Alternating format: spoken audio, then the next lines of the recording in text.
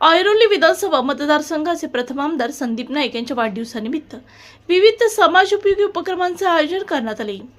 नेरूळ प्रभाग क्रमांक 24च्या नगरसेविका प्रीती चंद्रशेखर भोपी आणि समाजसेवक चंद्रशेखर भोपी यांच्या पुढाकाराने प्रभागातील नागरिकांसाठी मोफत नेत्र तपासणी शिबिराचे आयोजन करण्यात आले होते।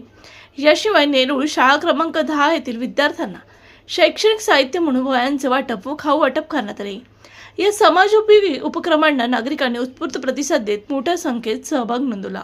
आरोग्य आणि शिक्षण या दोन महत्त्वाच्या क्षेत्रांना प्राधान्य देत समाजाप्रती असलेली बांधिलकी या उपक्रमातून अधोरेखित करण्यात आली। यावेळी नगरसेविका प्रीती चंद्रशेखर भोपी यांनी सांगितले की वाढदिवस हा केवळ शुभेच्छा स्वीकारण्याचा दिवस नसून समाजासाठी काहीतरी सकारात्मक करण्याची संधी असते।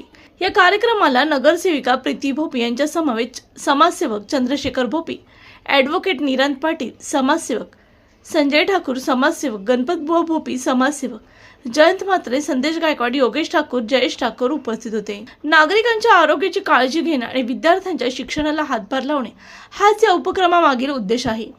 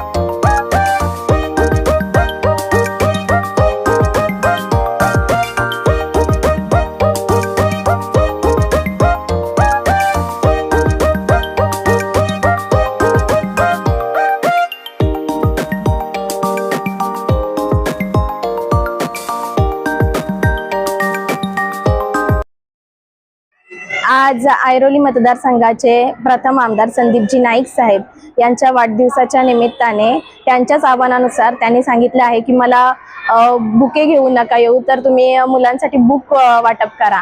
तर त्यांच्याच इच्छेनुसार आम्ही शाळेमध्ये वह्या वाटपाचे आयोजन केले आहे, तसेच मुलांना खाऊ वाटपही केले आहे आणि आमच्या ऑफिसमध्ये नेत्र चिकित्सा शिबिराचे आयोजन केले आहे, जेणेकरून ज्येष्ठ नागरिकांना त्याचा लाभ व्हावा।